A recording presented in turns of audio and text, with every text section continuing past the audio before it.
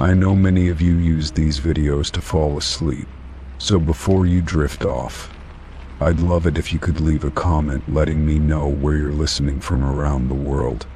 Also, don't forget to like and subscribe if you're enjoying this video. Story 1. I had always been meticulous about my belongings, especially the things I considered precious. Among them was a small jewelry box, a gift that had been passed down to me, and it held the few valuable pieces I owned. The box had a small lock, and it was something I trusted to keep everything secure when I wasn't around. I made sure the key was always kept in a safe place, away from prying eyes, and I rarely let anyone near it. So when I returned home one afternoon and found the jewelry box wide open, my stomach dropped. I could see that the lock was still intact, but the box itself was not as I had left it. The velvet interior was exposed, the once tidy contents now disturbed. I walked over slowly, my heart pounding in my chest, hoping it was just a trick of the light or some mistake. But no, it was real. One of the pieces was missing the delicate bracelet that I wore on special occasions. My breath caught in my throat as I stood there, frozen, trying to make sense of what I was seeing. How could this have happened? The room felt suffocating, and I couldn't focus. I was certain that I had locked the box before I left that morning. The key had been where it always was, tucked into a drawer in my desk. No one had been in the apartment when I was gone, or at least I thought no one had. My mind began to race as I tried to piece together what could have occurred. I checked the lock again, twisting it back and forth to see if it was faulty or if there was a chance it had malfunctioned. But the lock worked perfectly. It wasn't broken. The jewelry box had been tampered with, and that was the only explanation. My first instinct was to call the police, but I hesitated. After all, it was only one piece of jewelry, and there were no signs of forced entry or other disturbances in the apartment. I tried to convince myself that it was just some kind of mistake, but deep down I knew better. I searched the apartment, looking for any clues or signs of who could have been in my space. There was nothing out of place, no footprints, no fingerprints, nothing that would suggest someone had entered without my knowledge. I checked every room, even the closets, thinking maybe I had missed something, but everything was as it should be. The only thing that felt out of place was the missing bracelet and the sense of unease creeping up my spine. I stood in front of the jewelry box for a long time, trying to calm myself. Maybe I was just overreacting. After all, I had a tendency to be a little paranoid sometimes, but I knew something wasn't right. I had locked that box before leaving, and the key had been securely placed in its usual spot. So how had it happened? How had the bracelet gone missing without anyone having access to the box? I spent the rest of the day going over every possible scenario in my mind. I even questioned whether I had misplaced a key, though I quickly dismissed the idea. I was always so careful with it. Maybe I had forgotten to lock the box, but no, that wasn't likely either. I had a routine, and I always made sure to follow it. It wasn't like me to forget something so important. The more I thought about it, the more my mind spiraled. I considered all the possible explanations. Could someone have broken in without me noticing? Was there some hidden trick to the lock that I didn't know about?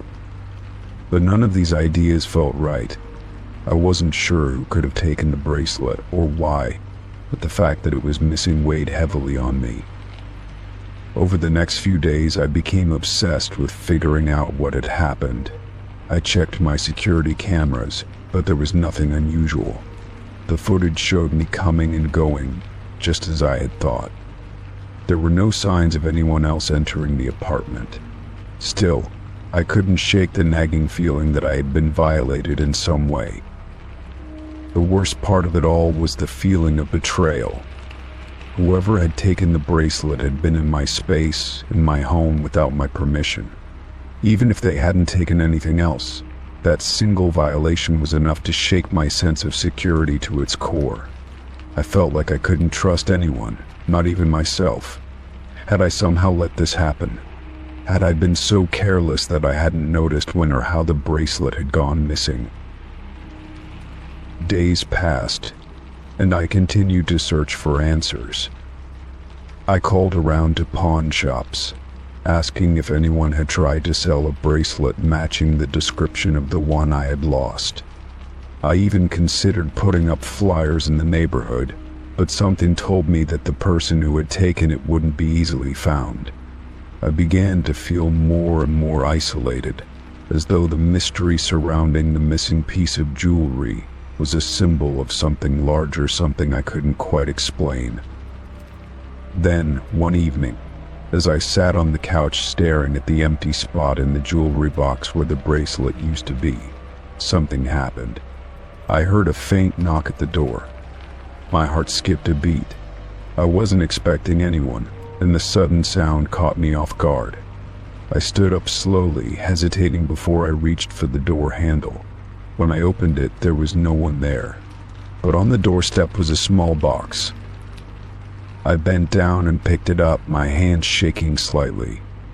The box was unmarked, no return address, nothing to indicate who had sent it. My mind raced as I tried to figure out who could have left it there. With a mix of hesitation and curiosity, I opened the box. Inside, nestled in soft velvet, was the bracelet. It was the same delicate piece that had been missing from my jewelry box. My first reaction was disbelief. How had it gotten here? Who had returned it? I examined the bracelet closely, and everything appeared just as it had been before. No scratches, no damage, just the same as it had been when I last saw it. The relief that washed over me was overwhelming, but so was the confusion. Who had taken it, and why had they returned it? I couldn't make sense of it, but somehow in that moment I felt a strange sense of closure. Even though I didn't have all the answers, the return of the bracelet brought an end to the mystery that had plagued me for so long. I locked the bracelet safely back in the jewelry box, but the experience stayed with me. I would never fully understand what had happened or why, but I learned to trust my instincts more. The sense of violation that had initially gripped me slowly faded as I realized that sometimes the answers we seek are not always meant to be found.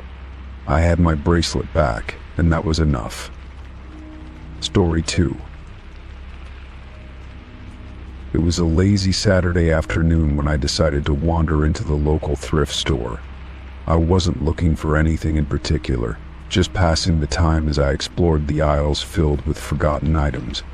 The store was small, tucked away on a side street, its windows clouded with the dust of years. I had been there before, but today something felt different, almost like I was walking into a place I didn't quite recognize. The air inside was cool, and the smell of old books and worn leather greeted me as I stepped inside. I drifted through the aisles, running my fingers across the edges of old furniture and vintage trinkets, but nothing caught my eye. The store was busy enough, with a few other people browsing, but none of them seemed particularly excited about what they were looking at. I walked past a section of old photo frames, some chipped and others still gleaming under the dim light. It wasn't until I reached the back of the store that I noticed something strange. A small pile of miscellaneous items stacked in a corner, almost as if they had been left there by accident. Curiosity tugged at me, and I moved closer, trying to get a better look at what was in the pile. There were old books, a few knickknacks, and some old postcards, but nothing that seemed out of the ordinary. But then I saw it. Beneath a stack of old magazines there was a familiar shape of business card. I bent down to pick it up, my heart suddenly racing. As I turned it over in my hands, I froze. The card was mine, my business card. I stared at it in disbelief, my fingers gripping the edges as if it might slip away and disappear. The logo, my name, my contact information, all of it was there, just like I had designed it months ago. but there was no reason for my business card to be in a thrift store. I had never been there, never sold anything to them, never even considered donating anything. The card seemed out of place, like it had been dropped into the pile by mistake, or maybe it had been intentionally left there. I didn't know which thought unsettled me more. I looked around the store, my mind racing with questions. Who could have put it there? Was someone playing a prank on me? I glanced over at the woman who was working behind the counter, her eyes focused on a stack of receipts. She didn't seem to notice me, and no one else in the store appeared to be paying attention to what I was doing. My stomach churned as I stood there, holding the card in my hand. The more I thought about it, the more absurd it seemed. Why would my business card end up here? I walked up to the counter, still holding the card, my mind whirling with confusion. I set it down in front of the woman behind the counter, trying to sound casual. "Excuse me," I said, my voice a little unsteady. "I found this business card in one of your displays, and I'm a little confused. I've never been here before. Do you know how this might have ended up here?" She glanced at the card, then looked up at me, her expression neutral. "No," she said, shrugging. "I've never seen it before. Maybe someone just dropped it off. We get all kinds of things donated here." Her tone was calm, almost too calm, but it didn't give me any answers. I could feel a knot forming in my stomach as I tried to make sense of the situation. If this was some kind of coincidence, it was a strange one. If it wasn't, I had no idea what it meant. I didn't want to press her further, but I couldn't shake the feeling that something was off. The card seemed too specific, too personal, to have just shown up randomly. I glanced back at the pile where I had found it, but nothing else seemed unusual. Just a few old books and postcards. No other business cards. I couldn't help but feel like I was missing something important, something right in front of me. I left the store quickly, the business card still clutched in my hand. I walked out onto the sidewalk, the cool air hitting my face as I tried to collect my thoughts. The more I thought about it, the more my mind spun with questions. How had the card ended up there? Who would have left it, and why? And more importantly, what did it mean that I had found it in such a random place? There was no answer that made sense to me, and that uncertainty gnawed at me as I walked home. When I got back to my apartment, I sat down at my desk, the business card lying in front of me. It felt heavy in my hand, as if it carried more weight than it should. I stared at it for a long time, trying to make sense of this strange encounter. There was no way this could be a coincidence. I thought about everything that had happened in the past few weeks. Nothing out of the ordinary. At least nothing that I could remember. Still, something about the whole situation didn't sit right with me. I went over my daily routine, trying to think of any reason my business card might have ended up in a thrift store. I hadn't given any cards out recently, and I certainly hadn't been to that store. I had no explanation for how it could have gotten there. I thought about calling the store again, but I quickly dismissed the idea. I didn't want to sound paranoid, even though I couldn't shake the feeling that there was something more to this than I was seeing. Over the next few days, I couldn't stop thinking about the card. It sat on my desk, always in my line of sight, a constant reminder of the mystery. I went back to the store a few times, hoping to find some kind of clue, but each visit only left me feeling more unsettled. The workers there didn't seem to notice anything strange, and no one else seemed to think anything of the business card. It was as if I was the only one who was bothered by it. One afternoon, as I walked through the store again, I saw something that made my heart skip a beat. It was a photograph, framed and hanging on the wall near the entrance. It was old, faded around the edges, but it was unmistakable. The photo was of a group of people standing in front of the store, smiling for the camera. I squinted at it, trying to make out the faces. Then my eyes landed on one person in particular, someone I recognized all too well myself. I froze, my breath catching in my throat. There I was, in the photo, standing with a group of people I didn't recognize, in front of a store I had never been to. My stomach churned as I took a step back, my mind struggling to process what I was seeing. How could this be possible? I had never posed for this photo, never been in this store, and yet there I was, smiling in the middle of the group. It was a moment frozen in time, yet it felt completely out of place. I stood there for a long time, staring at the photo, trying to make sense of everything. How could my business card have ended up in the store? How could I have been in that photo, a photo from a time and place I had never been? The pieces of the puzzle weren't just scattered, they were completely disconnected, as if someone else was controlling the narrative. I turned to leave, my mind spinning, when the store's owner called out to me. "Hey," they said, a hint of recognition in their voice.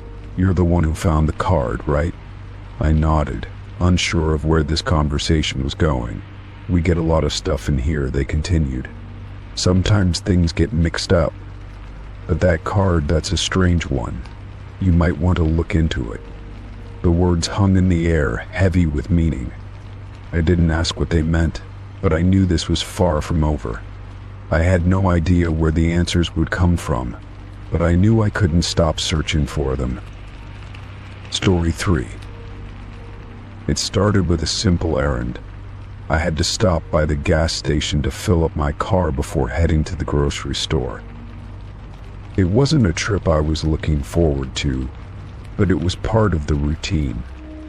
The sky was overcast, the kind of day where you could almost feel the rain coming, though it hadn't quite arrived. As I pulled up to the pump and began filling the tank, I glanced around, my mind preoccupied with what I needed to buy at the store. That's when I saw him again. He was standing near the entrance to the gas station convenience store, just watching the traffic go by. The moment I saw him, a chill ran down my spine.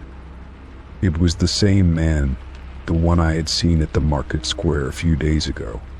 His face was familiar, though I couldn't place where I had seen him before. My heart skipped a beat as I tried to shake off the unsettling feeling. I didn't know why, but his presence made me feel like I was caught in a moment I couldn't escape. I finished pumping the gas and quickly got into my car, trying to ignore the sense of unease building inside me. It was a coincidence, I told myself. The world was small, and people ran into each other all the time. But the feeling in my chest didn't ease. As I drove away from the gas station and made my way to the grocery store, I couldn't help but glance in my rearview mirror, half expecting to see the man following me. But the street was empty, and I tried to tell myself that I was being paranoid, overthinking a simple encounter. The grocery store wasn't far, and soon I was parking in front of the large glass doors, the bright fluorescent lights inside shining through. I grabbed a shopping basket and made my way inside, still feeling the lingering presence of the man in my mind. I pushed the thought aside and focused on my list, grabbing produce and dairy, moving from aisle to aisle without thinking much about it. But as I turned the corner near the bread aisle, there he was again. He was standing at the far end of the aisle, not looking at me, but his presence was unmistakable. My pulse quickened, and I felt a wave of confusion and disbelief. What was he doing here? How could he possibly be at the same grocery store, at the exact same time? I stood frozen for a moment, my mind racing to come up with some logical explanation, but nothing made sense. I looked around, hoping no one else seemed to notice him, but the people around me were too busy with their own shopping. I took a deep breath and continued walking, trying to act normal, but my eyes kept flicking back to where he stood. I turned the corner again, trying to put some distance between us, but my steps were quickening, my heart pounding in my chest. I wasn't sure what to do. Should I confront him? Should I pretend I hadn't seen him and just carry on with my day? The tension in my body was rising, and I was starting to feel trapped in a loop of bizarre coincidences. I decided to leave the aisle and head toward the checkout lines, but just as I passed the final aisle, I saw him once again. He was standing at the entrance to the store, staring out toward the parking lot. It was as if he was waiting for something or someone, or maybe just me. My breath caught in my throat, and I quickly averted my eyes, walking briskly toward the checkout counter. I couldn't understand it. What was happening? How was it possible that this man kept appearing everywhere I went? I paid for my items quickly, barely registering the cashier's smile, and made a hasty exit from the store, my mind spinning. I was determined to shake off the encounter, to tell myself that it was just a string of coincidences, that there was nothing unusual about it. But as I drove away from the grocery store, heading toward my next stop, a local coffee shop I frequented, I couldn't help but feel like something was following me. I tried to calm myself, taking deep breaths as I made the short drive across town. When I pulled into the coffee shop parking lot, I hesitated for a moment, wondering if I was just imagining things, if I was becoming paranoid. But as I stepped out of my car and looked around, there he was again. This time he was sitting outside on the patio, a cup of coffee in front of him. I froze, my hand still gripping the door handle of my car. How was this happening? I hadn't told anyone where I was going, and I hadn't seen him at the gas station or grocery store while I was in the car. I hadn't even been inside the coffee shop yet, so there was no way he could have known I'd be there. It didn't make sense. My mind raced as I tried to make sense of it, but no explanation seemed to fit. Was he following me? Or was it all just a coincidence? I stood there for a moment, unsure of what to do. I could turn around and leave, go home, lock the doors, and forget about this strange day I was having. But something kept me rooted to the spot. The curiosity, the need to understand, was too strong. I took a deep breath and walked toward the coffee shop, trying to keep my composure, but my hands were shaking slightly. When I reached the door, I hesitated, glancing once more at the man sitting outside. He hadn't noticed me yet, and I considered turning around and leaving. But then I saw his eyes and my stomach dropped. He was staring directly at me, his gaze intense and unwavering. I couldn't look away, and for a moment, it felt as though time stood still. Then, slowly, he raised his hand in a small wave, his lips curling into a faint, almost unreadable smile. I didn't know what to do. I had to do something. I opened the door and walked inside, my mind in a whirlwind. The barista greeted me as I approached the counter, but my focus was elsewhere, still on the man outside. I ordered my coffee as quickly as I could, trying to act as normal as possible, but every part of me was alert, aware of the man sitting just outside. I waited at the counter for my order, my hands clutching the warm cup when it was handed to me.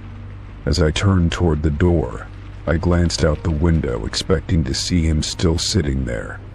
But when I looked, he was gone. My breath caught in my throat, and for a moment I was overwhelmed by a mix of relief and confusion.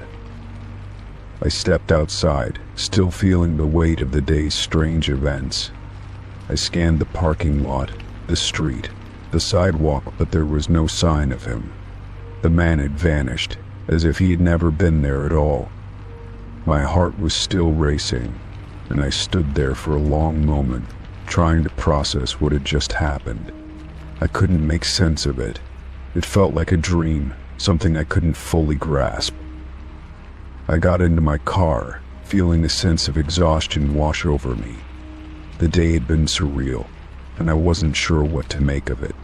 Had I really seen him at all those places? Had it all just been some strange coincidence, or was there something more to it? I couldn't answer those questions, but one thing was certain: I wouldn't forget the events of that day. The man, the way he seemed to appear out of nowhere, and the unsettling feeling he left in his wake. It was all too strange to dismiss. But for now, all I could do was drive home and hope that the strange encounters would end there. Story 4.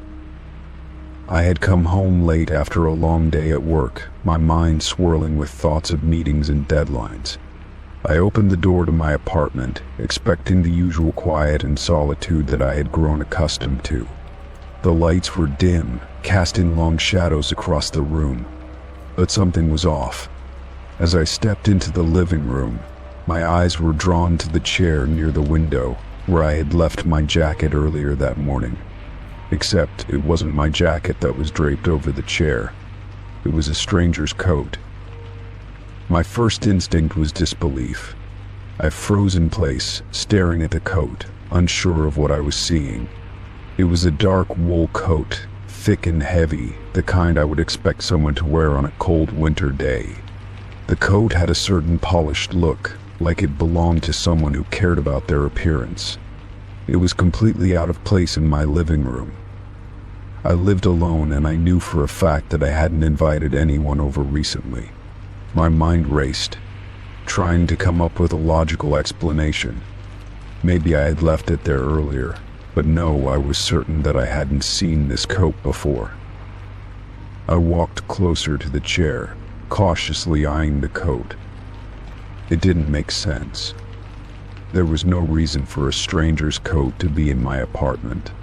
I turned to check the door, wondering if maybe someone had come in while I wasn't paying attention.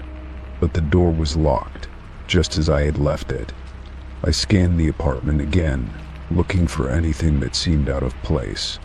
But everything else was as I had left it, furniture in its usual spots, no sign of disturbance, and no one else around. Still, the coat on the chair remained, an undeniable presence that I couldn't ignore. I reached out and touched the fabric of the coat, trying to convince myself that there was a reasonable explanation. It felt real, the texture smooth but substantial. My fingers brushed along the sleeve, and I noticed something strange, a faint scent. It wasn't unpleasant, but it was unfamiliar. It was a mixture of cologne, tobacco, and something earthy, almost like wood. I pulled my hand back as if the coat might suddenly spring to life, and I took a step away from the chair. I didn't know what to do. I could feel my heart rate increase, my breathing shallow as I tried to make sense of the situation. I stood there for what felt like an eternity, staring at the coat, waiting for some sort of explanation to appear. But nothing came. No sudden memory of inviting someone over, no logical reason for the coat's presence in my home. It was as if the coat had just materialized out of thin air. I glanced around again, my mind racing through possibilities. Had I forgotten something?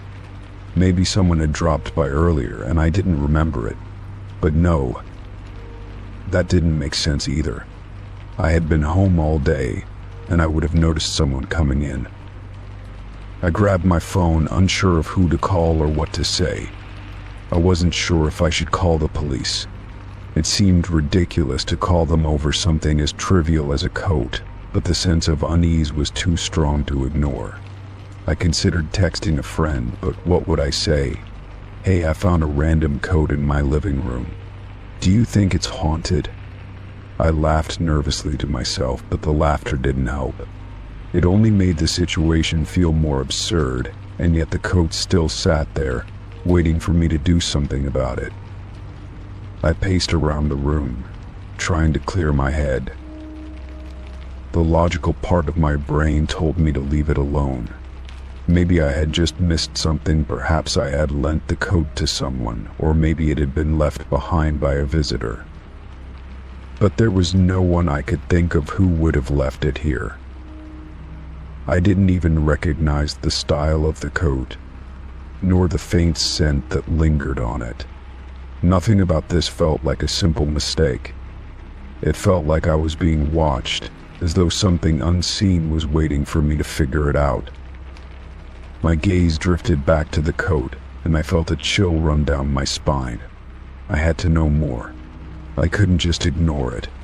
I approached the chair again, this time more cautiously, and I lifted the coat off the backrest. As I held it in my hands, I noticed something else inside the pocket was a small, folded piece of paper. My pulse quickened as I carefully unfolded it, reading the words that were scrawled on the paper in what looked like a hurried, almost frantic handwriting. It read, "Leave now. It's not safe." The words hit me like a punch to the gut. I felt my breath catch in my throat as I stared at the paper, unable to make sense of it. Who had written this? Why had they left it in my apartment? The words seemed so out of place, so urgent. I felt the weight of them pressing down on me, a sense of danger creeping into my thoughts. It was as though the message was meant for me, a warning that I had somehow ignored. But who would leave a warning like this, and what did it mean? I looked around the room again, my heart pounding in my chest. I couldn't shake the feeling that I was being watched, that something or someone was hidden just out of sight. I felt like I had stumbled into something that I wasn't supposed to understand, something far more complicated than a simple coat left behind by a visitor. The more I thought about it, the more I realized that I was trapped in a situation that I couldn't explain. And the more I thought about it, the more I started to feel like I was not alone in the apartment anymore. I felt a strange urge to leave, to run away from the apartment and never return, but something kept me rooted to the spot. The message on the paper haunted me. Was it meant to be a threat? Was someone trying to scare me, or was there something more to it? I had no answers, and no matter how much I tried to convince myself that it was just a prank, the fear continued to grow. I couldn't ignore the nagging feeling that this was only the beginning, that something far more sinister was unfolding. As I stood there, frozen with the coat in my hands, I heard a sound, faint at first, but growing louder. It was the sound of footsteps outside my apartment door. My heart skipped a beat, and I quickly dropped the coat back onto the chair. I stood motionless, straining to listen, my mind racing with thoughts of what to do next. Was it someone coming for the coat? Or was it something else entirely? The footsteps grew closer and my breath quickened. I grabbed my phone, ready to call for help if I needed to, but I wasn't sure if anyone would believe me. How could I explain this? The door handle rattled and I froze. My pulse pounded in my ears and my stomach twisted with dread. Whoever was on the other side of that door had to be the person who had left the coat. I wasn't sure what I was dealing with, but I knew that I had to face whatever was coming. The knocking on the door grew louder, more insistent. There was no turning back now. With a deep breath, I stepped forward, gripping the door handle tightly. The coat on the chair seemed to mock me, its message still lingering in the air. I took another breath, bracing myself for whatever was on the other side. When I opened the door, I found nothing. No one was there, just the empty hallway, dimly lit by the flickering lights above. But as I looked down, I saw something small and metallic lying on the ground, a key. It was an old, rusty key with no obvious lock to fit it. I bent down to pick it up, my mind spinning. This was only the beginning, and I had no idea where this twisted path would lead. But I knew one thing for certain. I couldn't ignore it any longer. The game had started, and I was a part of it now. Story 5. It started innocently enough. I was sitting on my couch, flipping through channels late one evening, when I noticed it for the first time. My neighbor's porch light, which I could see from my window, flickered. It wasn't anything out of the ordinary at first, just a quick blink, and then it was gone. But then it happened again the following night, and then again. Each time it flickered at exactly the same time, around 9:30 p.m. At first I thought it was a coincidence. Maybe something was wrong with the light bulb, or perhaps it was an electrical issue. It wasn't unheard of for lights to flicker every now and then, especially with old wiring. But then it became more noticeable. The flickering wasn't random. It had a pattern. It was rhythmic, almost deliberate. Each night at 9:30 p.m. the light would flicker twice, pause for a moment, and then flicker twice more. It was like someone was trying to send a message, but I had no idea what that message was. I tried to ignore it at first. I didn't want to jump to conclusions. There were plenty of logical explanations. Perhaps the wiring in their house was old and needed maintenance. Maybe it was just a quirk of the electricity. But the more I thought about it, the more unsettling it became. Why was it happening exactly at the same time every night? And why that rhythmic pattern? It didn't feel like a simple malfunction, it felt intentional. The days passed and the flickering continued. Every night at 9:30 p.m. it would happen without fail. I found myself becoming increasingly intrigued by it. My curiosity grew as I tried to make sense of the situation. I couldn't shake the feeling that there was something more to it. It wasn't just a random glitch. It had purpose. The fact that it was so consistent like clockwork made it hard to ignore. I began to pay more attention to the other lights around the neighborhood. Would any of them flicker in a similar pattern? Would anything else odd happen at 9:30 p.m.? But no. The lights on the other houses were fine. The street was quiet, peaceful. It was just my neighbor's house, and it was the same rhythmic flicker every night. One evening I decided to do something I'd never done before. I walked over to my neighbor's house. It wasn't anything drastic, but I was curious. Maybe I could ask if they had noticed the flickering lights. If they were aware of it, maybe they could explain what was going on. I stood at the front door for a moment, hesitating. But then, I heard voices coming from inside. They were having a conversation, laughing even, so I figured it would be okay to knock. I raised my hand and knocked twice, but the moment the sound echoed against the door, I realized something strange. The lights had just flickered. It was exactly 9:30 p.m. I stood there for a few moments, waiting for someone to answer, but no one did. I knocked again, a little more insistently this time, but still, no response. The lights flickered again. Twice, paused twice. I took a step back, feeling a sudden chill creep over me. I was still uncertain whether the lights had anything to do with me, but now, seeing the exact same pattern, I couldn't deny the sense of unease growing within me. I decided to leave, but not before I glanced up one last time. The lights were still flickering. Rhythmic, consistent, unexplained. The next day, I asked a few of the other neighbors if they had noticed anything unusual about the lights. Most of them shrugged, either indifferent or unaware of the issue. One of them said, "Oh, I've seen that too, but I just thought it was a faulty bulb or something." Another said, "You're just noticing it now. That's been happening for months." I was taken aback. Months? How had I never noticed it before?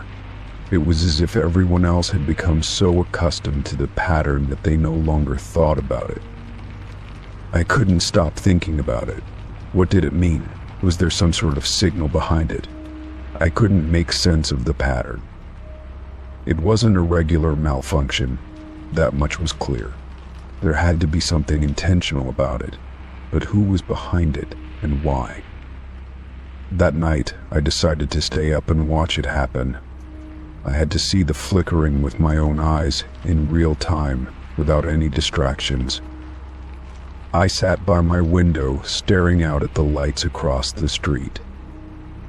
As the clock neared 9:30 p.m., I could feel the tension building in my chest. I focused on the light, and just as I had expected, it flickered twice, paused, and then flickered twice again. I felt my heart race, a cold sweat forming on the back of my neck. It was too much to ignore now. The next day, I decided to take matters into my own hands. I called an electrician. Perhaps they could help me figure out what was going on. I wasn't sure if it was my neighbor's wiring or something more complicated, but I needed to get to the bottom of it. I spoke to the electrician over the phone, explaining the situation as best as I could. He was skeptical at first, but after I mentioned the pattern and the exact time, he seemed more intrigued. "We can check it out," he said. "But I'm not sure what could cause something like that. It might be more of a coincidence." He didn't sound convinced, but I was desperate to find an answer. Later that afternoon, he came over and took a look at the electrical setup in my neighbor's yard. After checking the wiring and the lights, he confirmed that everything seemed to be in perfect working order. There was no sign of faulty equipment or any other explanation. I was left with more questions than answers. The electrician had no explanation for the rhythmic flickering. He suggested that perhaps I had just become overly sensitive to it after noticing it, but I couldn't shake the feeling that there was something more to it, something I wasn't seeing. I went home that evening, my mind still racing, but the flickering continued without fail, right at 9:30 p.m. I grew obsessed with the lights. Each night I found myself glued to the window, waiting for the flicker. I couldn't stop watching. The consistency was maddening. It was as if the lights were trying to tell me something important. But what? One evening, I decided to sit on my porch, directly facing my neighbor's house. I wanted to be closer, to get a better sense of the situation. The air was thick with tension as I waited for the familiar flickering.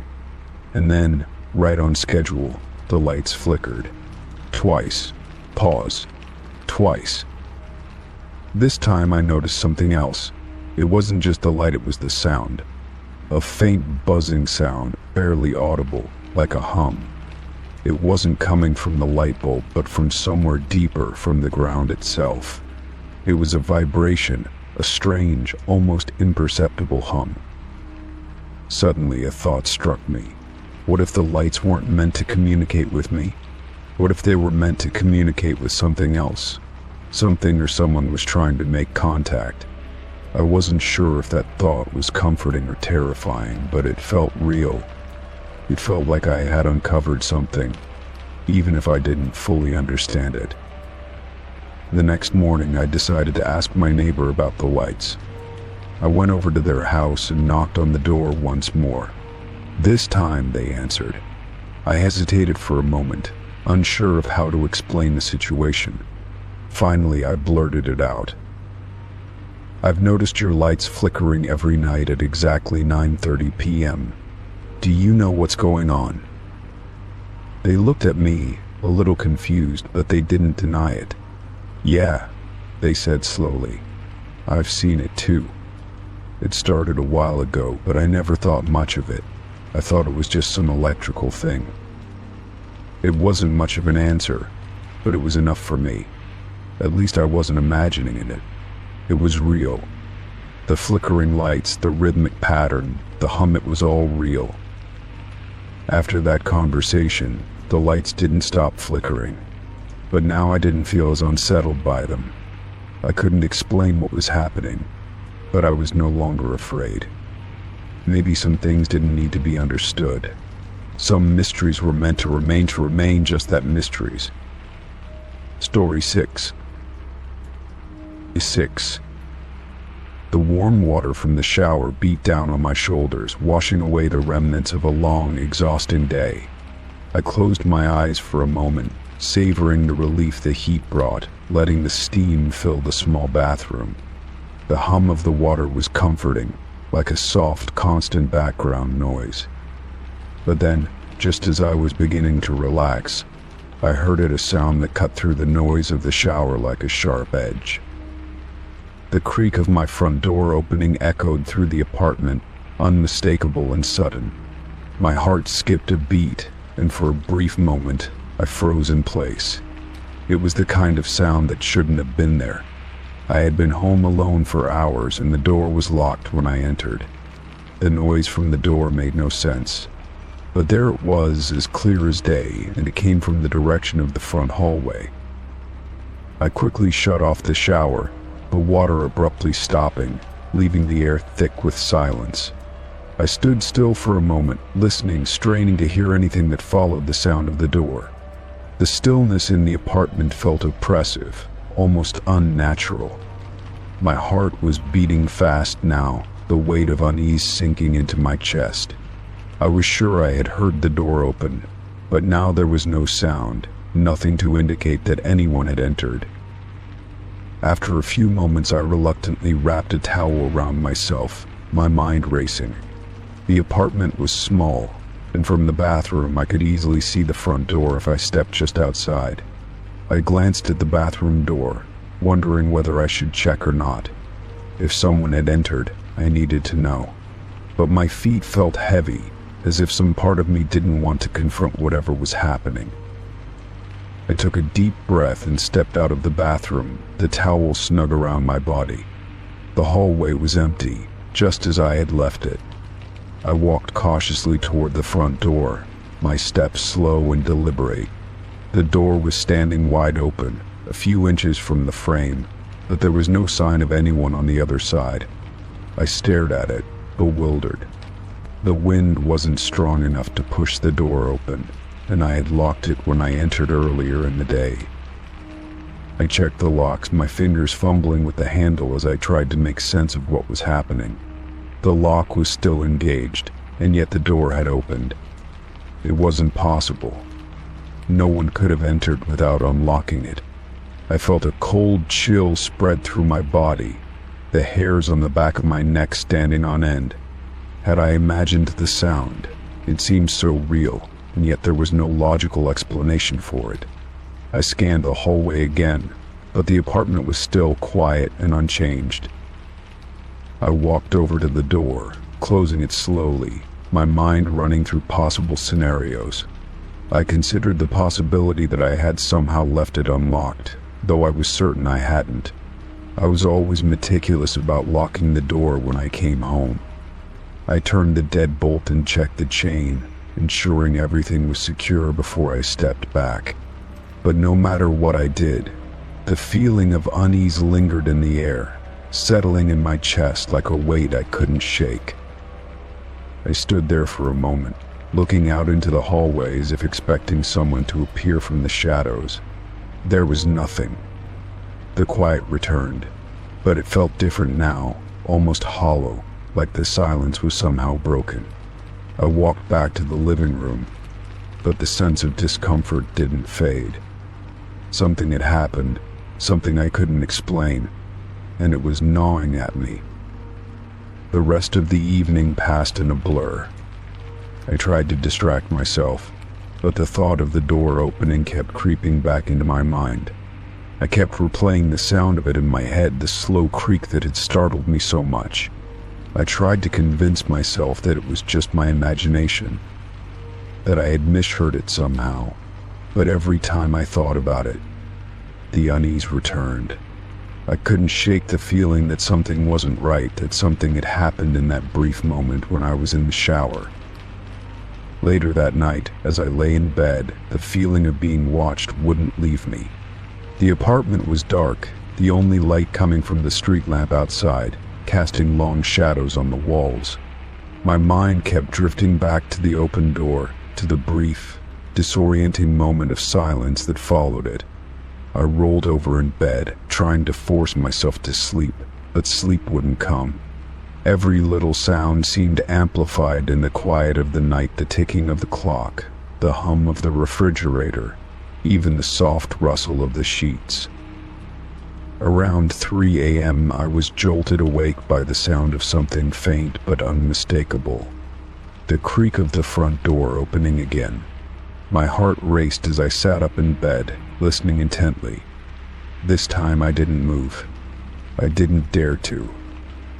The noise was so quiet, as if someone was trying to be discreet, but I couldn't deny what I was hearing.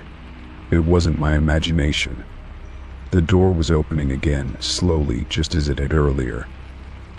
I felt a cold sweat break out on my skin as I lay perfectly still, my pulse pounding in my ears. It was someone in my apartment. I felt paralyzed by fear, unable to move, unable to take action. My body was frozen in place, and for a moment, I could hardly breathe. The creaking sound continued, and then nothing. Silence. The silence was suffocating, more intense than the quiet of the night had ever been. I lay in bed, staring at the ceiling, listening for any signs of movement. But there was nothing. The apartment was eerily still, and I couldn't tell whether I had imagined the noise or if someone had really opened the door again. I closed my eyes, trying to steady my breathing, but the coldness that had settled over me refused to go away. The next morning, I woke up to the same feeling of unease. The apartment was still as it had been the night before, and there were no signs that anything had changed. The door was closed, locked just as I had left it, but I couldn't shake the nagging feeling that something had happened. I went about my day, trying to ignore the sensation that had clung to me ever since I had heard the door open, but it lingered. The air felt thicker, heavier, as though I was being watched.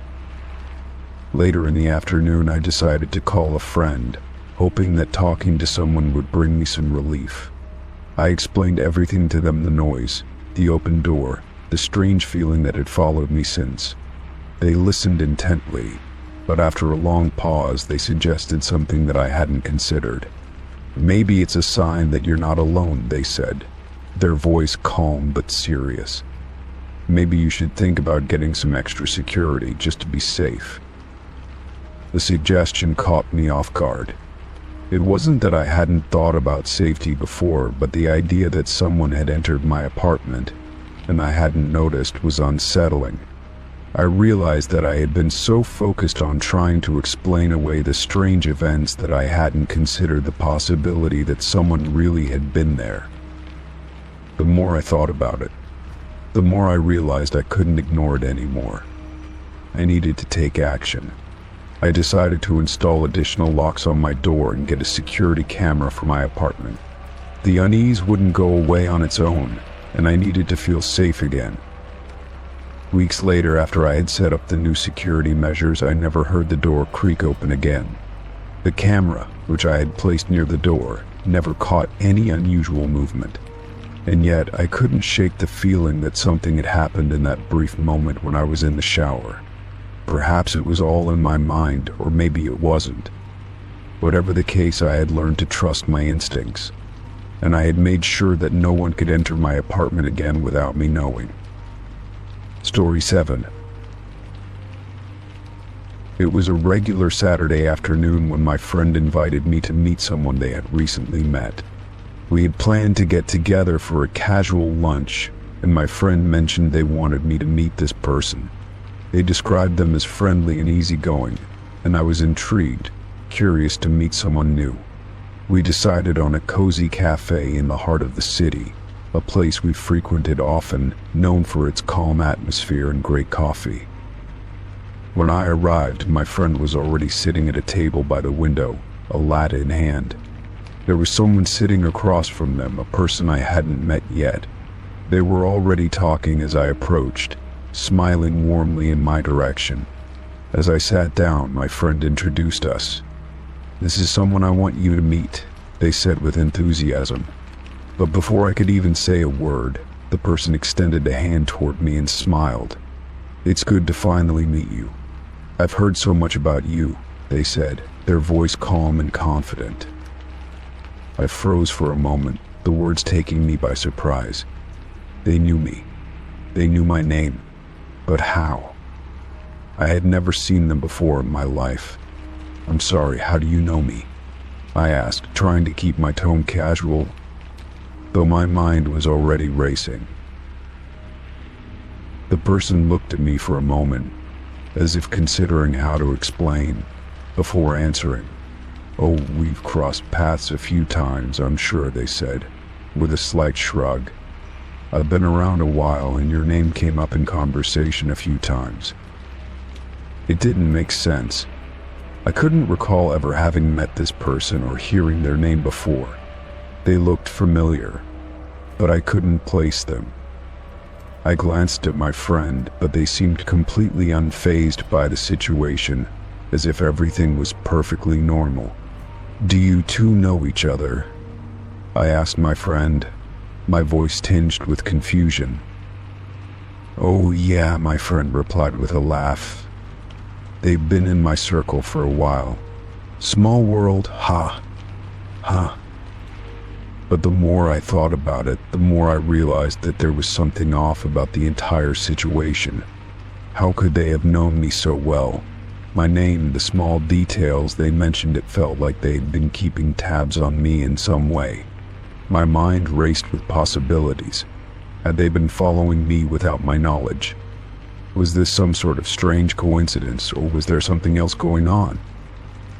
As we sat and continued talking, I couldn't shake the feeling that there was more to this meeting than what was on the surface.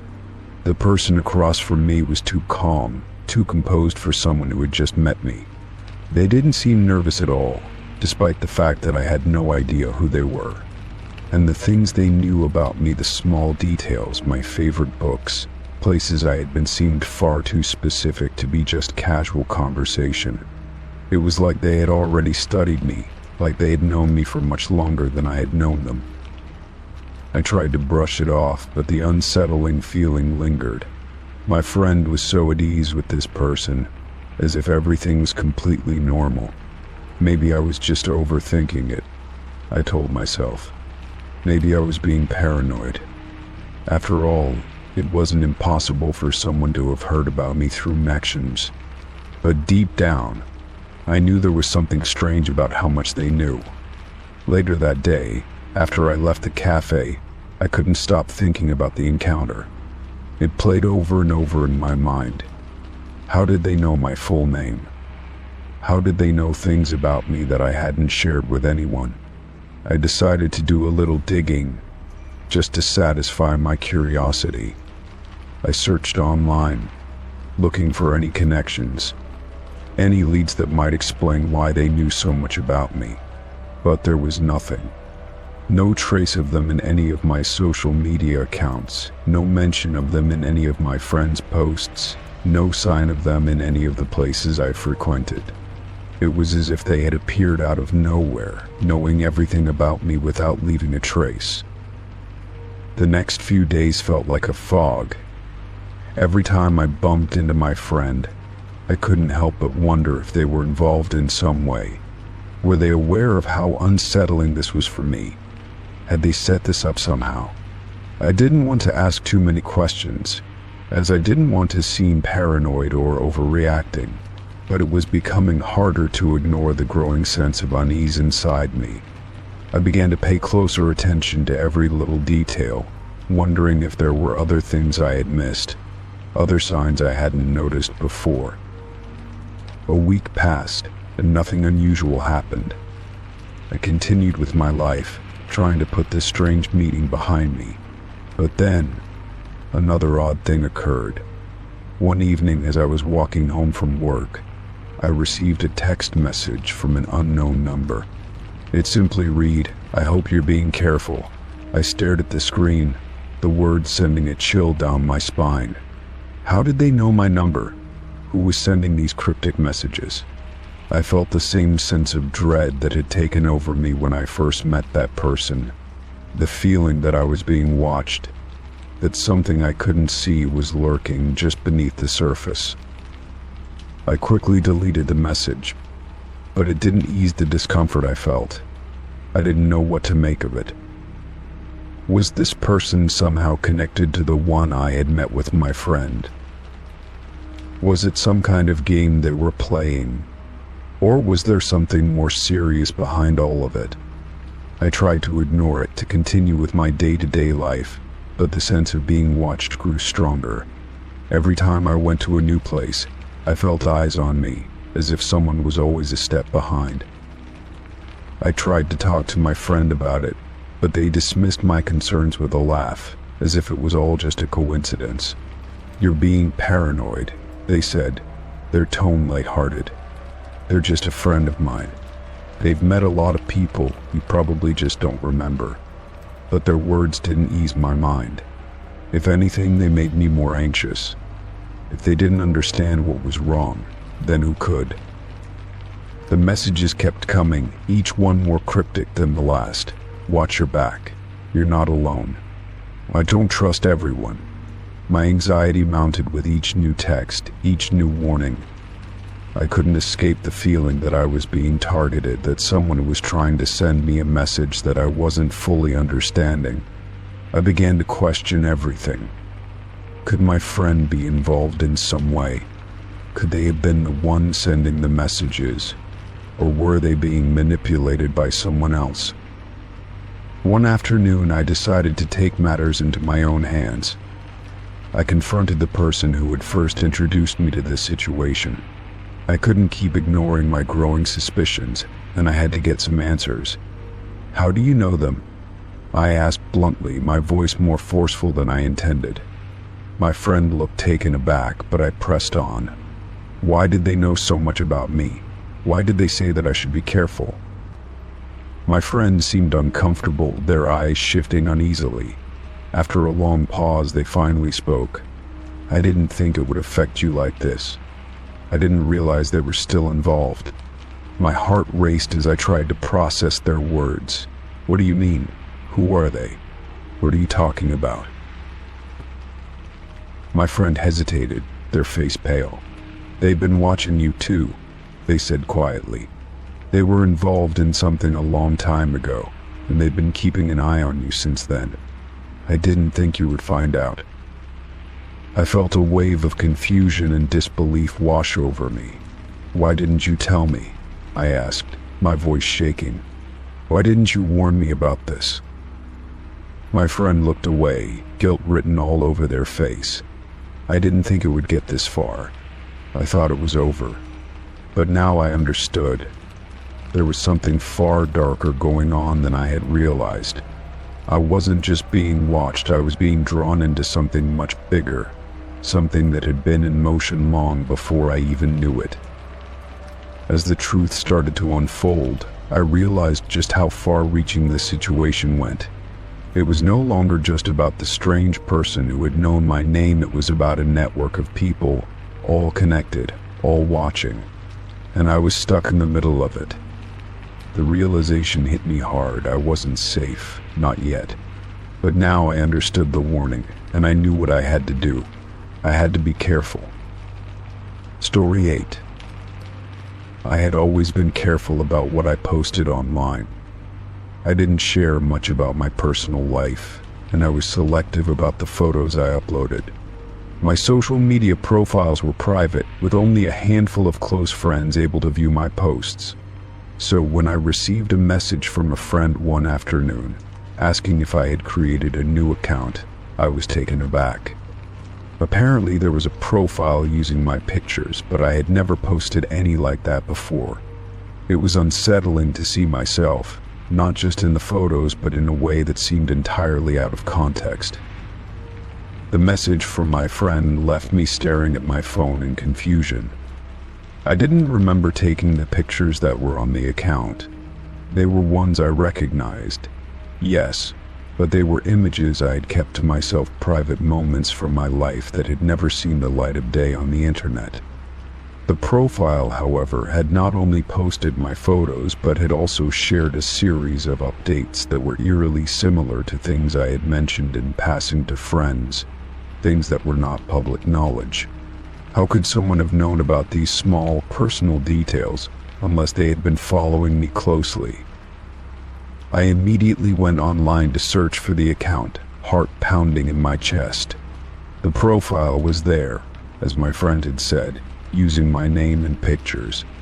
The bio seemed oddly familiar, as if it had been written in a way that was trying to mimic my voice, but it didn't feel right. There were photos of me from different places, different events, none of which I remembered sharing online.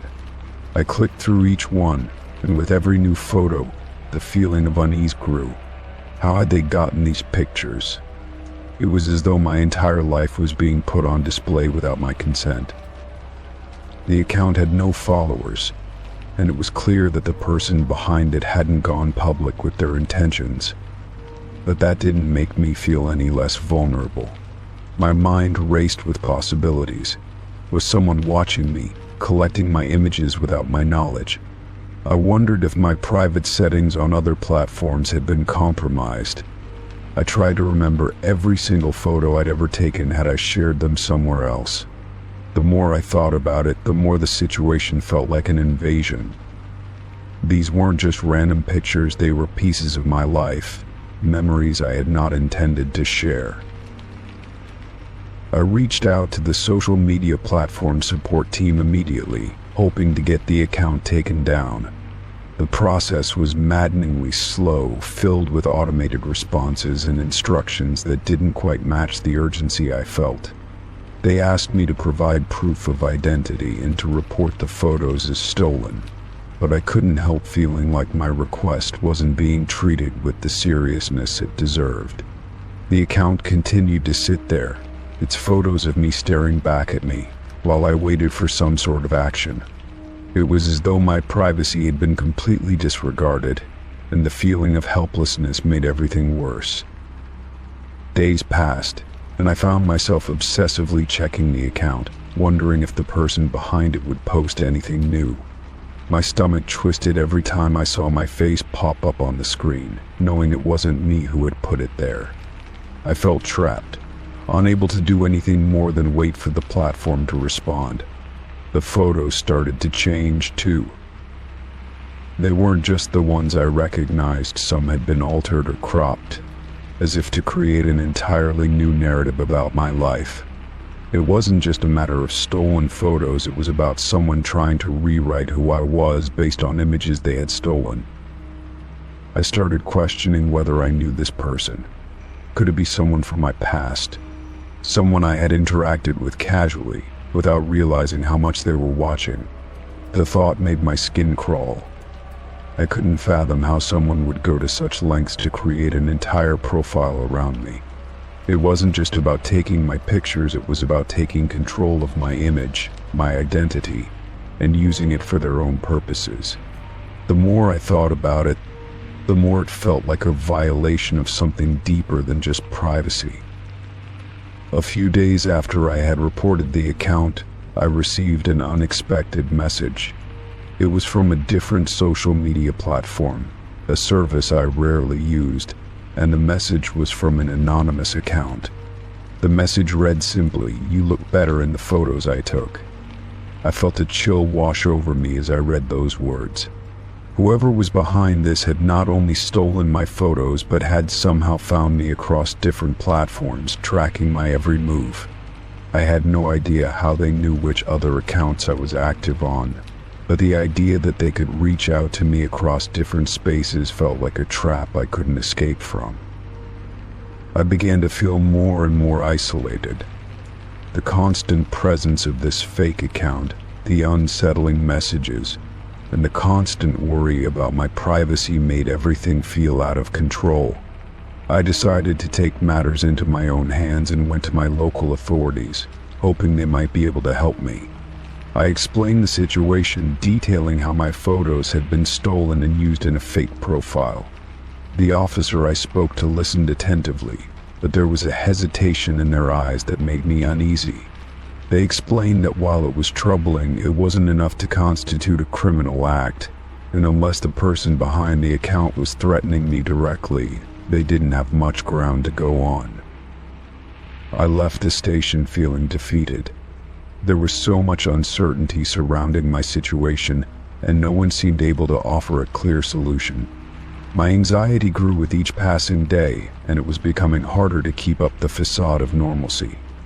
I felt like I was living in a parallel world, one where someone else was controlling my image, my past, and my identity. I started keeping to myself more, avoiding places where I might be seen, even though I knew it wasn't rational. I couldn't escape the feeling that my privacy had been shattered, and nothing would ever be the same again. Then, just as I was starting to lose hope, I received a notification that the account had been taken down. I wasn't sure how it had happened, whether it was the platform's support team acting on my report or something else, but the profile was gone. For the first time in weeks, I felt a flicker of relief. The photos were no longer being used to create a false narrative about my life. It was over, or at least that's what I thought. I couldn't shake the feeling that the person behind the account wasn't done. It was as if the moment they had been caught was only a small setback for them, a brief pause before they would find another way to target me. I continued to monitor my online presence, making sure that nothing else was slipping through the cracks. The experience had left me scarred, but it had also taught me to be more cautious, more aware of the ways in which my life could be manipulated without my consent. Months passed, and the anxiety slowly faded. I still felt a little vulnerable, a little exposed, but I learned to rebuild my sense of privacy in the digital age. The fear of being watched, of my identity being used by someone else, didn't vanish, but it became something I could manage. I no longer took my online presence for granted, and I learned to protect myself in ways I hadn't before. Though the person behind the fake account may have thought they had control over my image, I realized that I still had control over my story. And no matter what happened next, no one could take that from me. Story 9. It was an ordinary evening when the phone call came through. I had been sitting at my kitchen table, sipping on a cup of tea, and scrolling through some emails when a ringtone cut through the quiet air. It was an unknown number, one I didn't recognize. At first I hesitated, unsure of whether to answer it or let it go to voicemail. The phone rang just once, and before I could decide, the call disconnected.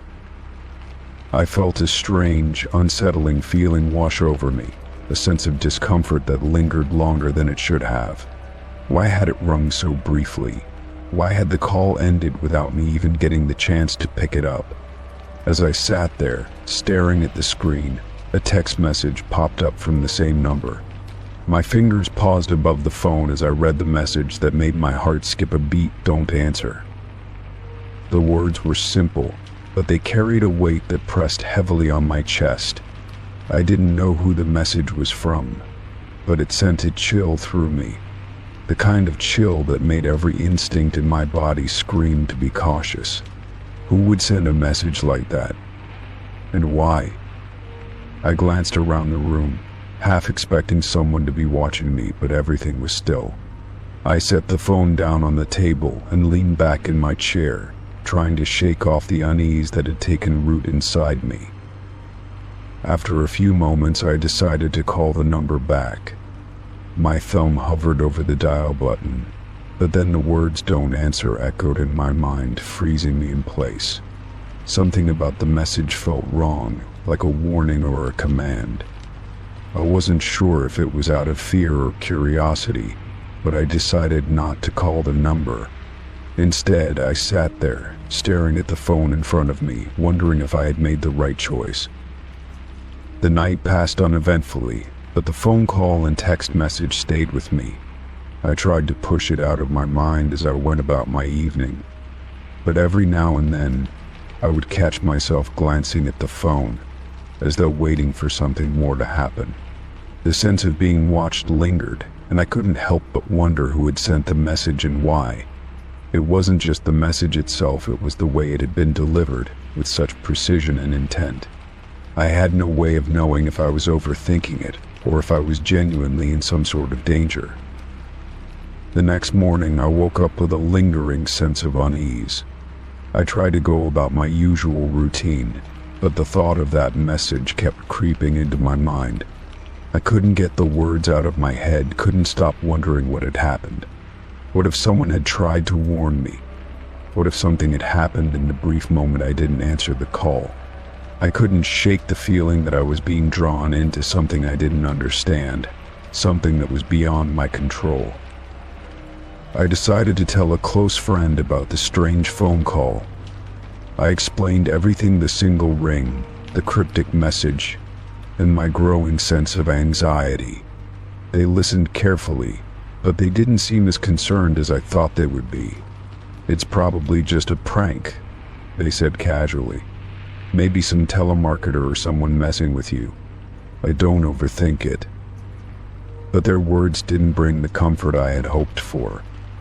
I wanted to believe it was just a prank, but the tone of the message, the way it felt like a warning, told me otherwise. Over the next few days, I tried to put the incident behind me, but it continued to nag at me. Every time my phone rang, my heart would skip a beat, and I would check the screen, half expecting to see the same unknown number. I began to get more cautious, more aware of my surroundings. The feeling of being watched didn't fade, and I couldn't help but feel like I was waiting for something. The more I tried to ignore it, the stronger the sense of impending doom became. It was as if the phone call had set something in motion, and I was now caught in the middle of it. One evening, as I sat in front of my computer, the phone rang again. My pulse quickened as I glanced at the screen, seeing the same unknown number flash across it. This time, the call didn't disconnect after one ring. It rang twice, then 3 times, and still, I couldn't bring myself to answer it. I was paralyzed, the message from before still echoing in my mind, "Don't answer." I sat there, staring at the screen, unsure of what to do. The call eventually ended, and once again, I was left with only silence. I couldn't ignore it anymore. I had to know who was behind the calls, behind the strange messages. I searched the number online, hoping to find some clue, some connection to the strange events that had been unfolding. But when I looked it up, there were no results. No listings, no warnings, nothing. It was as if the number didn't exist, or at least it didn't exist in any place I could find. My frustration grew as I sat at the computer, feeling more and more helpless. The mystery of the unknown caller gnawed at me, and I couldn't shake the feeling that something was coming, something I wasn't prepared for. It felt like the calm before a storm, the kind of silence that always precedes the worst of it.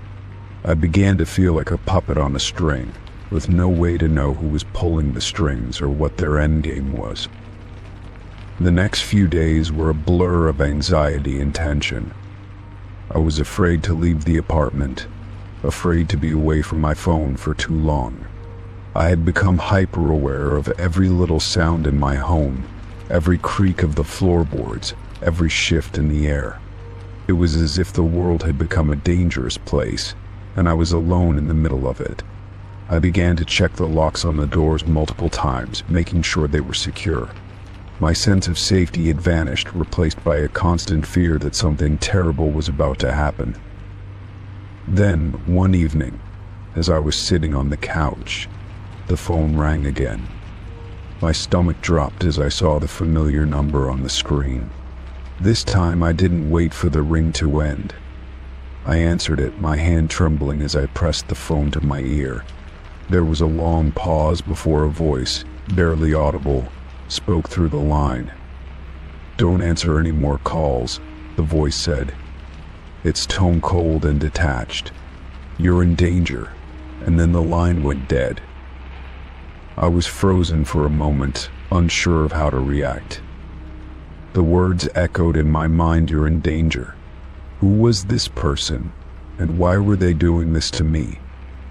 I felt a surge of panic rise in my chest, and I immediately hung up, staring at the phone as though it had betrayed me.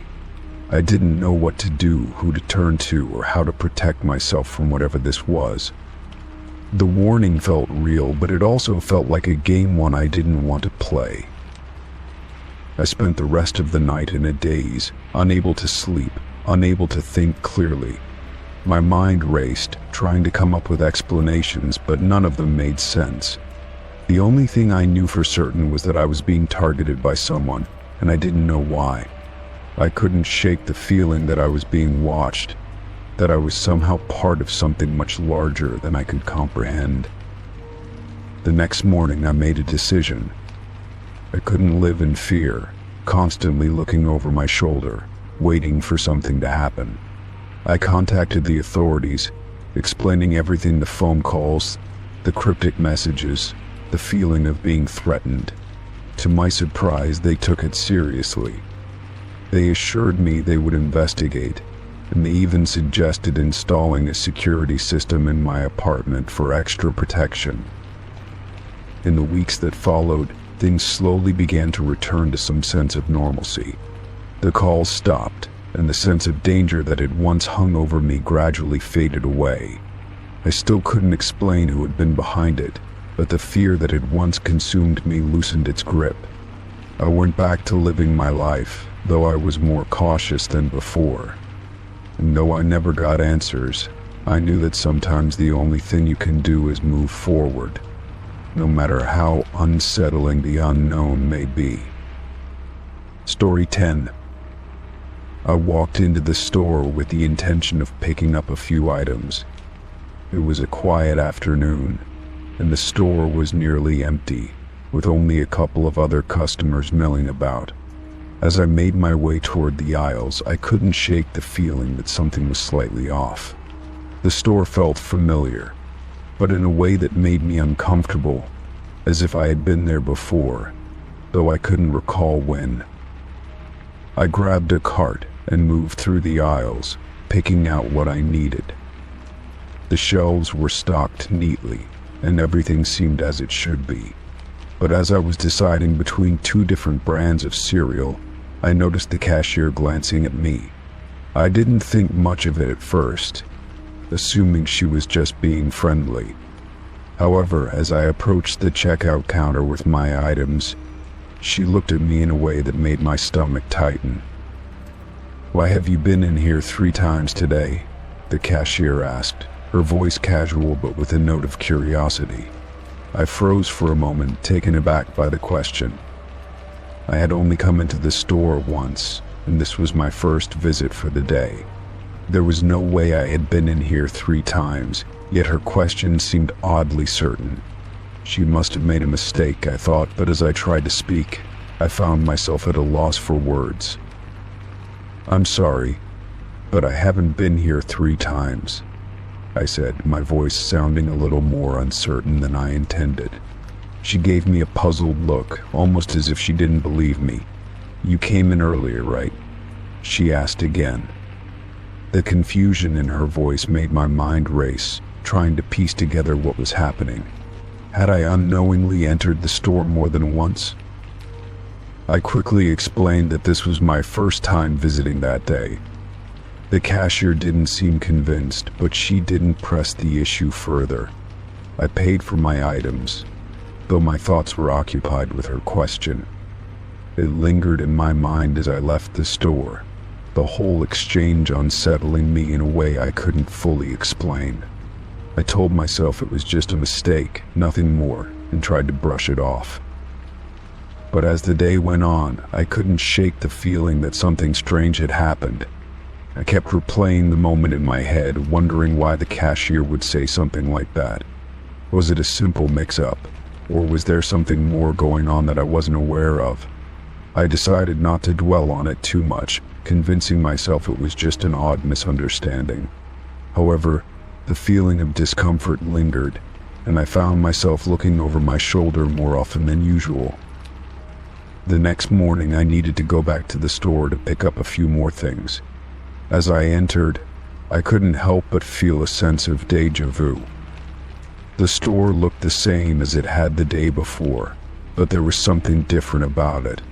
It felt as if I was walking into a scene that had already played out, yet I knew I had never been there before today. I tried to ignore the uneasy feeling as I grabbed a basket and began shopping. As I moved through the aisles, I once again saw the same cashier working at the register. She looked up when I walked by, and for a moment, our eyes met. I couldn't help but wonder if she recognized me, or if she remembered our conversation from the previous day. I decided to keep my distance, not wanting to engage too much. But then, as I made my way to checkout, I found myself standing in line again, staring at her, waiting for the moment I had hoped wouldn't come. When it was my turn to check out, the cashier looked up at me again, her expression neutral. But as she scanned my items, she looked at me with an unsettling familiarity. "I thought you were here earlier today," she said, as if she were confirming something in her mind. My heart skipped a beat, and I felt a surge of panic rise within me. How could she think I had been there earlier today? I was certain this was my first visit of the day. "I'm sorry, but I was just here now," I said, trying to remain calm. She didn't respond immediately, but she glanced down at her register, almost as if she was trying to make sense of something. There was a brief silence between us before she finally smiled and gave a small nod. "I must be mistaken," she said, though her tone was slightly hesitant. "I'll just ring you up." I paid for my items again, feeling even more confused than before. The same strange sensation from the previous day returned, and I couldn't shake the thought that something was happening that I didn't understand. I made my way to the exit quickly, my mind swirling with questions. Why was the cashier acting this way? Why was she so certain I had been in the store when I knew for a fact I hadn't? For the rest of the day, I couldn't stop thinking about the store and the cashier's repeated comments. It wasn't just a simple mistake, something felt off. I wondered if I was missing something important, some detail that I wasn't catching. Could I have been to the store without remembering it? I tried to reason with myself, telling myself it was just a coincidence, but the doubt gnawed at me, refusing to be ignored. The next morning, I decided to take a different approach. I needed answers, and I wasn't going to let this go until I figured out what was really happening. I went to the store early, hoping to catch the cashier before it got busy. When I arrived, I saw that she was already working, scanning items for another customer. I hesitated for a moment, trying to gather my thoughts before approaching her. As I stood in line, I observed her more carefully. She was doing her job, but there was something in her movements that felt mechanical, almost rehearsed. I wondered if I was reading too much into things, but there was a sense of urgency in my chest that I couldn't explain. Finally, when it was my turn, I stepped up to the counter and said, "I need to ask you something." She looked at me, her eyes wide with curiosity, but she didn't say anything. "Why did you ask me yesterday why I had been here 3 times?" I asked, trying to keep my voice steady. Her expression faltered for a moment, and I saw a flicker of recognition in her eyes. She glanced down at the register, then back at me. I don't know," she said quietly, almost to herself. "I thought I had seen you earlier today. Maybe I'm just tired or confused." She sounded uncertain, almost like she was trying to convince herself as much as me. At that moment, everything clicked into place. The strange sense of familiarity, the feeling that I had been in the store before when I hadn't, the cashier's odd comments, it all began to make sense. There was something I wasn't seeing, something that I couldn't explain with logic. But now, standing there in front of the cashier, I understood that I wasn't just dealing with a simple mistake. There was something more at play, something that I needed to uncover. I thanked her for her time, still feeling uneasy but also determined. As I walked out of the store, my mind raced. Maybe it was just a trick of the mind, or perhaps there was something deeper happening here. But I knew one thing for sure: this wouldn't be the last time I returned to the store. I was going to figure this out, no matter what it took. And maybe, just maybe, the answer lay somewhere beyond the surface, hidden in plain sight. Story 11. It was a quiet evening, the kind where the world seemed still and peaceful. The streetlights cast long yellow beams that stretched across the pavement, their glow soft and warm. I had just finished running an errand, and the only sounds were the occasional rustle of leaves and the distant hum of traffic. As I walked down the sidewalk, I noticed my shadow, long and thin, stretching ahead of me. It was a strange thing to notice. but it caught my attention right away. I paused for a moment, the warmth from the streetlight bathing my face, and looked at my shadow again. It was odd, almost unnatural. The light was behind me, yet my shadow seemed to be stretching forward, as though it was moving in the opposite direction of the light. I looked up at the streetlight itself, making sure it was still positioned where it should be. There was no mistake. It was where it had always been, casting its familiar glow, but my shadow still stretched unnaturally ahead of me. A sense of unease washed over me. Shadows were supposed to follow, not lead. I felt a familiar twinge of doubt, wondering if I was imagining things. Could it be that I was just tired or disoriented? But no matter how much I tried to convince myself, I couldn't shake the feeling that something was off. I tried to move my hand, and my shadow responded, but not in the way I expected. Instead of mimicking my movements, it seemed to react as though it was tied to something else. I took a step back, my eyes still fixed on the shadow. It stretched further, almost as if it was trying to move away from me. My heart began to race, and I felt a cold chill run down my spine. I quickly looked around, half expecting someone to be behind me, playing some sort of trick. But there was no one. The street was empty, save for the light and the strange, elusive shadow that seemed to follow its own rules. I began to walk again, trying to shake the unsettling feeling creeping over me. My shadow did not follow in the same way it should. It moved erratically, pulling in directions that made no sense. I could feel the hairs on the back of my neck stand up as I glanced behind me. It wasn't just a simple optical illusion anymore. Something was wrong, and I couldn't explain it. My pace quickened as I tried to move away from this strange phenomenon. Each step I took, my shadow seemed to pull further ahead, stretching farther in front of me as though it was escaping me. I stopped again, this time completely still, and looked around. Nothing seemed out of place. The night was calm, the street quiet, yet my shadow, cast by the lone streetlight, continued to behave in ways that defied all logic. I considered the possibility that I was just imagining things, that maybe I was simply exhausted or perhaps even stressed. But deep down I knew it wasn't just my mind playing tricks on me. I felt it the way the shadow seemed to have a life of its own, like it was something separate from me. The more I stared at it, the more it seemed to move independently, stretching farther and farther away from me, as if it were trying to escape my control. I decided to test it, to see if I could make it behave like it should. I lifted my hand, watching carefully as my shadow did the same.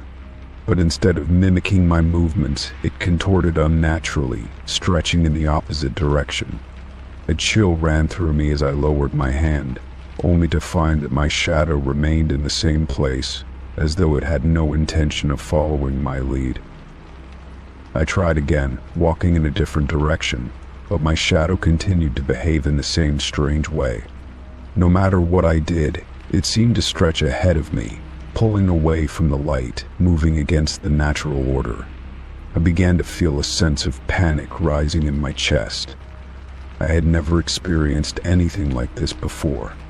It was as though the laws of nature had been turned upside down, and I had no control over it.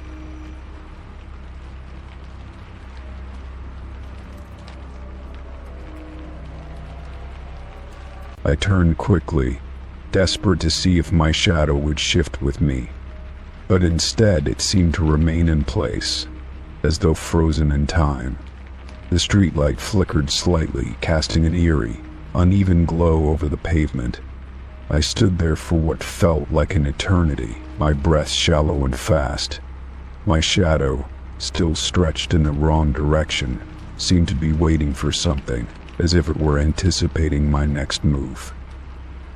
I couldn't stand there forever, and I knew I had to figure out what was happening. I glanced around, looking for any explanation, any reason why this was happening, There was no one nearby, no sound other than the faint hum of the light above. It was as if the world had stopped, leaving me alone with my misbehaving shadow. I began walking again, this time with determination, trying to ignore the way my shadow seemed to lag behind, stretching out ahead of me in a twisted, unnatural way. As I walked, I couldn't shake the feeling that something was following me, something unseen. It wasn't just my shadow anymore, but a sense of being watched, of something lurking in the dark. Every time I looked over my shoulder, the street was empty, but my shadow was still there, stretching in front of me, as though it were trying to lead me somewhere. I began to wonder if I was being pulled toward something, or if I was unknowingly following the shadow instead. I reached the end of the street and stopped, looking back at the familiar corner of my block. The shadow, still far ahead, seemed to be pulling me toward the dark alley that lay just beyond the streetlight's reach. I could feel my heart racing as I stood there, torn between curiosity and fear. The shadow was no longer just an oddity. It had become a presence, something that seemed to want me to follow it. But I couldn't bring myself to move any further. I stood there, staring at the place where the light faded and the darkness began.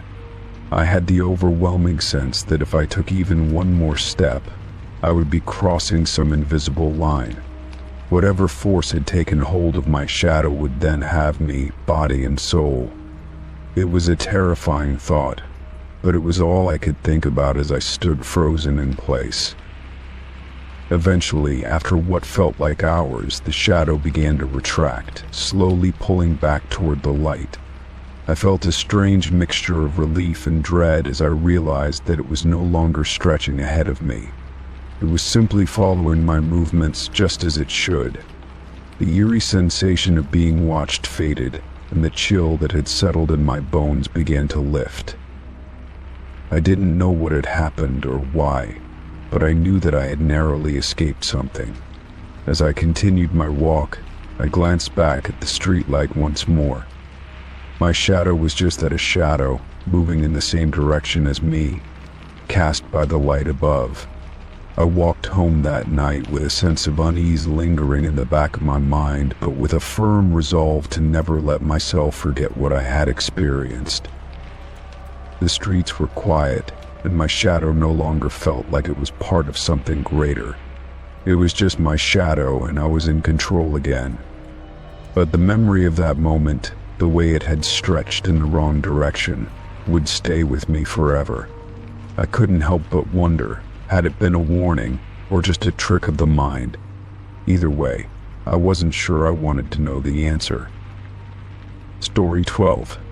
Wait. It was a cool morning when I stepped outside to grab the mail, the early light casting long shadows across the yard. The air had that crispness that you only get in the fall, and it felt refreshing against my skin. As I reached for the mailbox, something caught my eye on the doorstep. At first, I thought it might be a piece of trash or a forgotten item that had blown over, but when I looked closer, I saw it was a single black glove. Just one, lying there perfectly placed in the center of the step, as if someone had left it there intentionally. I stood there for a moment, staring at it, feeling an odd sense of unease creep over me.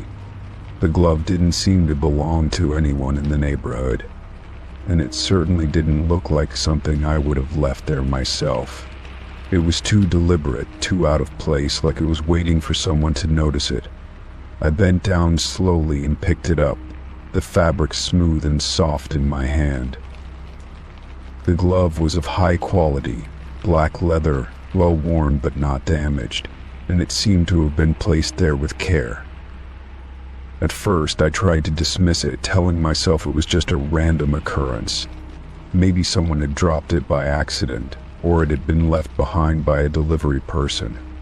Still, a feeling nagged at me, urging me to think more about it. Why would someone leave just one glove? And why at my doorstep? I had never seen this glove before, and the idea of someone intentionally leaving it there seemed strange and unsettling. It wasn't a simple mistake. There was something more to it, but I couldn't figure out what.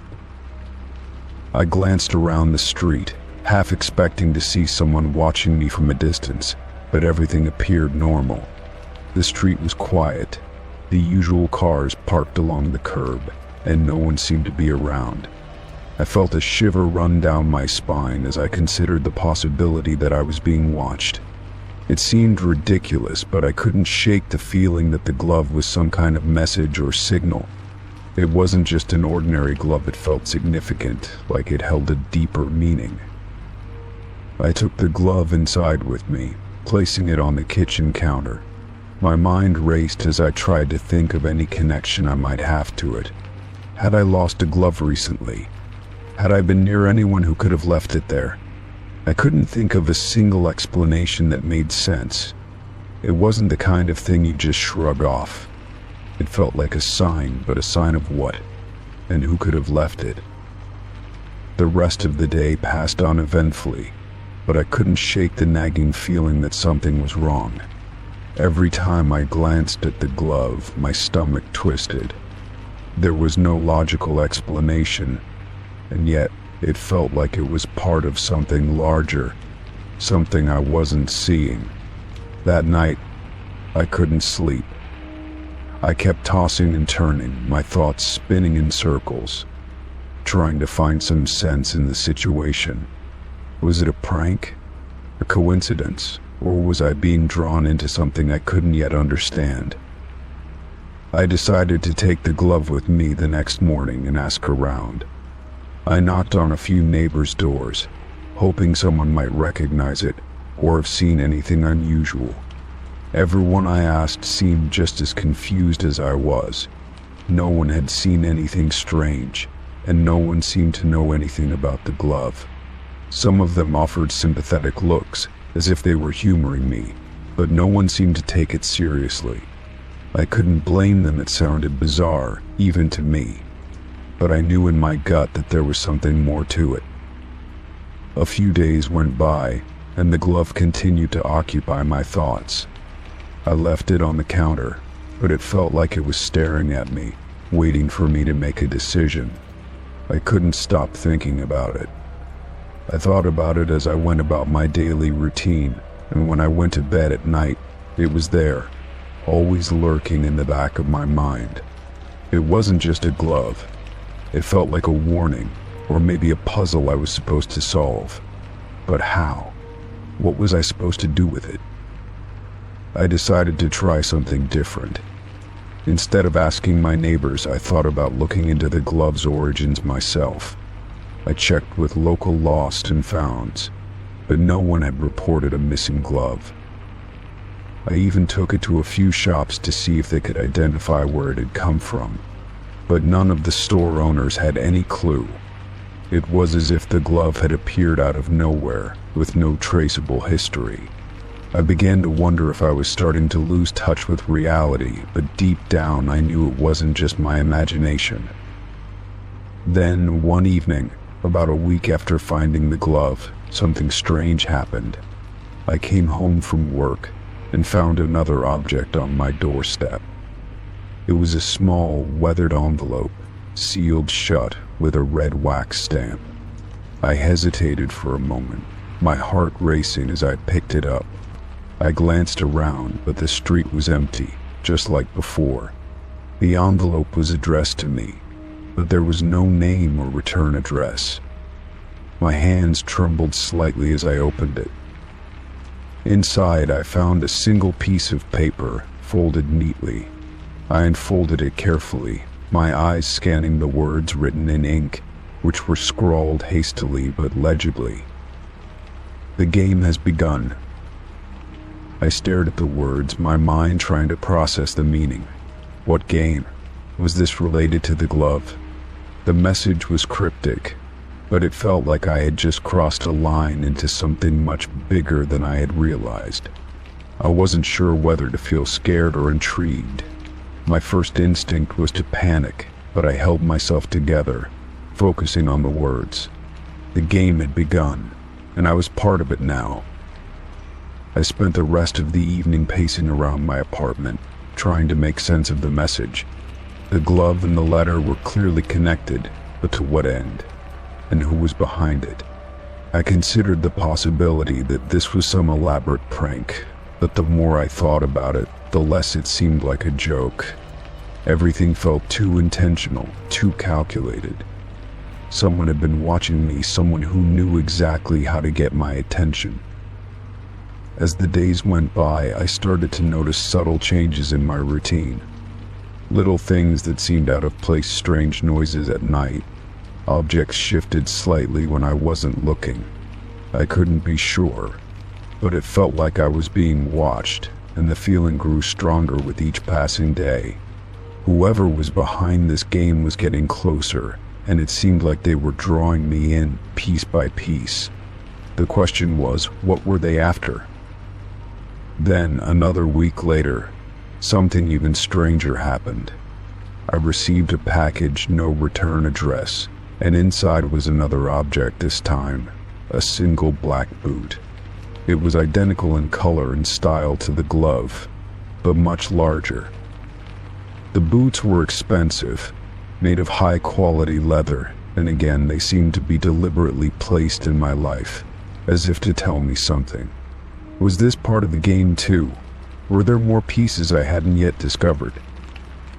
The sense of urgency began to mount. Each item, each clue was leading me somewhere, but where? What was the game, and why had I become a player? I couldn't stop wondering who was orchestrating all of this. Whoever they were, they knew how to keep me hooked, how to make me question everything. It wasn't just about the glove anymore. It was about something much larger, something that was unfolding before me, step by step. I had to figure it out before it was too late. The game was far from over, and I had no idea how deep it would go. Story 13. It was a quiet night, the kind where everything seemed to settle into the rhythm of peaceful sleep. The only sound that filled the room was the occasional creak of the house as it settled under the weight of the night air. I had turned off all the lights, locked the doors, and crawled into bed, ready to rest. The only thing left was the hum of the refrigerator in the kitchen and the soft ticking of the clock on the wall. Nothing seemed out of the ordinary, and yet it was as though something was waiting for me to notice it. I had just drifted into a light sleep when it happened. A sharp, insistent beep echoed from the kitchen. It was loud enough to pierce through the silence of the night, yet not so loud that it was immediately alarming. I didn't stir at first, thinking it was just a fluke, maybe a noise from the fridge or some other appliance. But then it came again, another beep, followed by a pause, then another. It was a rhythmic pattern, almost like it was trying to get my attention. At first I tried to ignore it. I told myself it was nothing, just a malfunctioning appliance that would stop on its own. But the beeping continued, persistent and unnerving, pulling me from my peaceful state. It wasn't a simple, occasional beep like the one a microwave makes when it's done cooking. No, this was continuous, and it had a strange, hollow quality to it that didn't feel quite right. I finally pulled myself out of bed, the chill of the floor under my feet sending a shiver up my spine. I walked down the hallway toward the kitchen, my mind racing with a dozen possible explanations, none of them satisfying. The kitchen was dark, save for the faint glow of the microwave display, which still showed no signs of power loss. The microwave, the source of the noise, was beeping away as if it had a mind of its own. I stepped closer to it, pressing the button to stop the beeping, but nothing happened. The microwave continued its rhythmic beep, a sound that seemed out of place in the stillness of the night. I checked the microwave, wondering if it was perhaps stuck in some kind of error mode, but the display screen was blank, not showing any signs of a malfunction or issue. The power was still on, and nothing in the kitchen seemed unusual. There was no sign of any power outage, no flickering lights, No dimming of appliances, just the microwave, inexplicably beeping in the middle of the night. It was maddening, and a creeping sense of unease began to settle in the pit of my stomach. I tried unplugging the microwave, hoping that a simple reset would solve the problem. As soon as I pulled the plug, the beeping stopped. For a brief moment, I felt a sense of relief. Maybe it was just a glitch, something that could be easily fixed by cutting off the power. But as I stood there in the dark, the silence was almost deafening, and I couldn't shake the feeling that something was off. I hesitated, unsure of whether to plug it back in and see if it would work normally or leave it unplugged for the night. I decided to leave it unplugged and return to bed, but as I made my way back down the hall, the beeping started again. This time it wasn't coming from the microwave. The sound was coming from somewhere else, faint but unmistakable. I froze in my tracks, my heart pounding in my chest. The beeping continued, but this time it sounded distant, like it was coming from the walls themselves. I couldn't figure out where it was coming from, and the sensation of something being terribly wrong intensified. I stood frozen in the hallway, my mind racing. Was it possible that there was another device in the house making the noise? I scanned the hallway for any clues, but everything appeared normal. The air felt thick, and the sound of the beeping echoed through the walls like an unseen presence, moving just out of reach. I walked back toward the kitchen, still unable to pinpoint the source. The microwave was still unplugged, and yet the beeping persisted, unsettling and constant. I grabbed my phone, dialing a number I hoped I wouldn't need to use. The silence in the house seemed to stretch on forever as I waited for the call to connect. When the other end picked up, I didn't know what to say. I explained what was happening, trying to make sense of the situation, but the person on the other line didn't offer any helpful solutions. They suggested I check the batteries in the smoke detectors or try resetting the appliances again, but none of it made sense. The beeping wasn't coming from anything I could identify, and the sense of dread that had crept into my bones made everything feel even more surreal. The sound seemed to be getting louder, and my sense of disorientation grew. I walked back into the kitchen, looking around as though expecting something to jump out at me. The microwave still sat there, silent and disconnected, but the beeping continued. I checked the other appliances, the lights and the refrigerator, but nothing else seemed to be emitting the noise. It was like a puzzle I couldn't solve, a mystery that was teasing me, showing me pieces but refusing to let me understand the whole picture.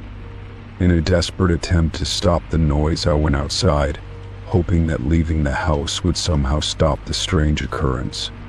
I stood on the porch for a few moments, taking in the cool night air. The beeping had stopped while I was outside, and for a moment, I thought it was finally over.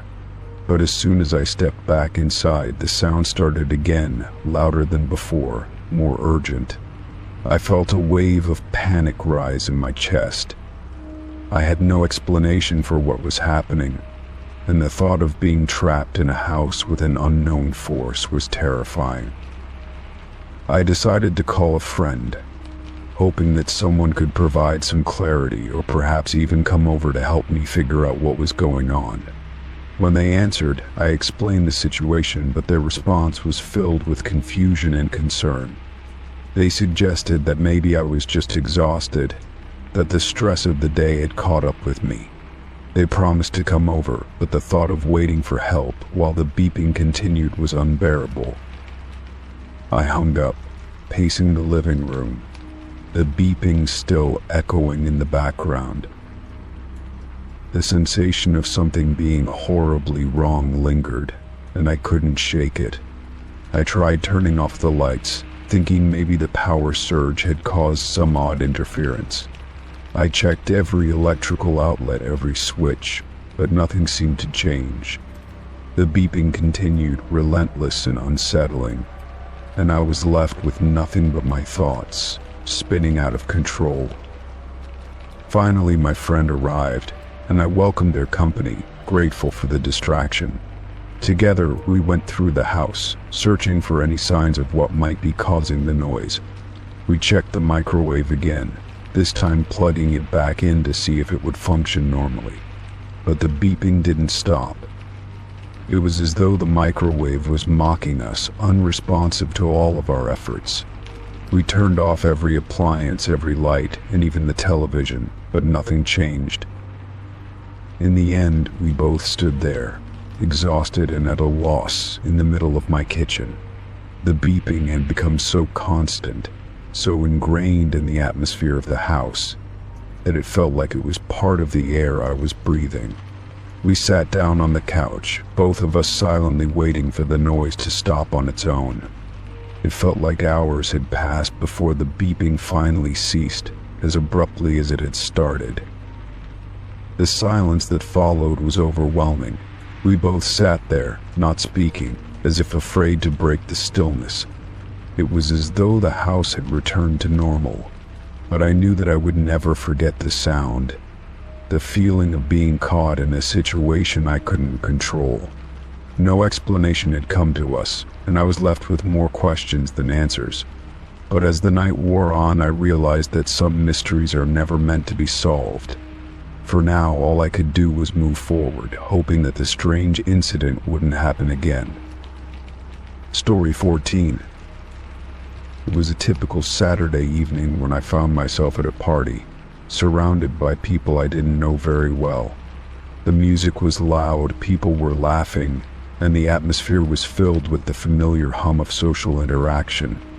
I was nursing a drink, trying to blend in and make small talk, when I noticed a man standing by the corner of the room. He was dressed in a sharp suit, his hair combed neatly, and his posture exuded an air of quiet confidence. He didn't seem to belong to the group I was chatting with, but that wasn't uncommon at these kinds of events.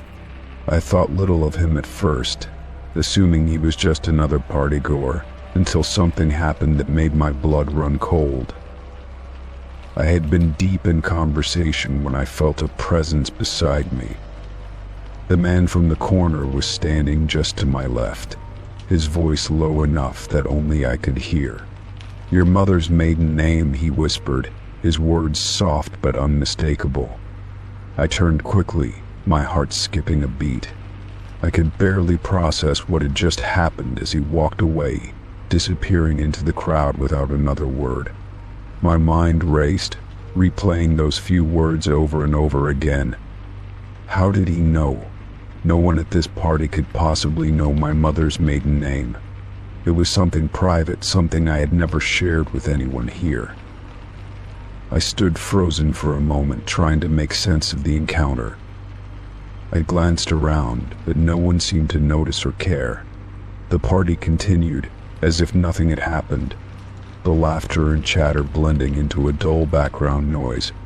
I tried to shake it off, to convince myself it was just a coincidence, or perhaps a strange joke, but I couldn't escape the feeling of unease that settled over me. My thoughts kept circling back to the same question. How did he know my mother's maiden name? My heart began to race again as I wondered if I was overreacting. After all, it could have been a misunderstanding, but something about the way he said it felt deliberate, calculated. I walked away from the crowd, making my way to the bathroom to collect myself. I needed a moment to think.